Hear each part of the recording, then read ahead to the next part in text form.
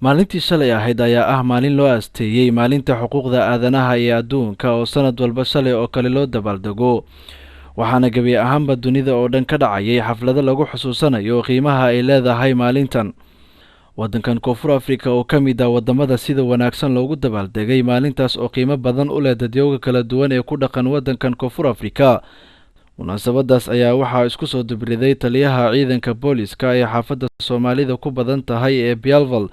gelinkii hore ee maalintii shalay ayaa ugu horreyntii waxa ay ciidamada kala duwan ee dalka sida ciidanka ammaanka, militariga iyo kuwo kale ay dholotus ciidan ka sameeyeen magaalooyinka kala duwan ee ka tirsan dalka, gaar ahaan magaalada Cape Town. ciidamadaas ayaa waxaa daba socday shacabka degan magaaladaasi oo ay Soomaalida ka mid tahay, iyadoo socod wadajir ay ku soo mareen wadooyinka waaweyn ee magaalada, iyadoo markii dambe la iskugu tagay stadiumkii loogu talagalay in lagu qabto munaasabadda. mas-uuliyiintii ka soo qayb gashay ayaa waxaa ka mid ah taliyaha guud ee ciidanka qaranka, taliyaha booliska ee gobolkani Western Cape, taliyaha booliska ee xaafadda Soomaalida u badan tahay ee Bellville, mas-uuliyiin ka socotay hay-adaha xuquuqda aadanaha, ururada bulshada, ururada ganacsatada iyo weliba ururada shaqaalaha.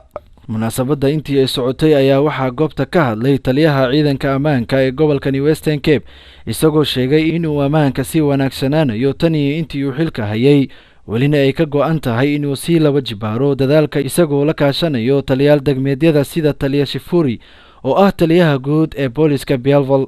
kadib markii munaasabadaasi lasoo gabagabeeyey ayaa waxaa shir jaraa'id qabtay taliyaha guud ee ciidanka qaranka National Police Commissioner Piki Sela, isagoo sheegay in lagu jiro xilliyada waddanka ugu mashquulka badan yahay, iyadoo diyaargarow xoogan loogu jiro 25 Disembar. Masar Sele waxa uu hadalkiisa raaciyey ciidanka booliska waa in ay kordhiyaan shaqadooda oo ay ka howlgalaan meel kasta oo ka mid ah gudaha waddanka. Cabdikariim Mursal Faarax, Universal TV, Cape Town.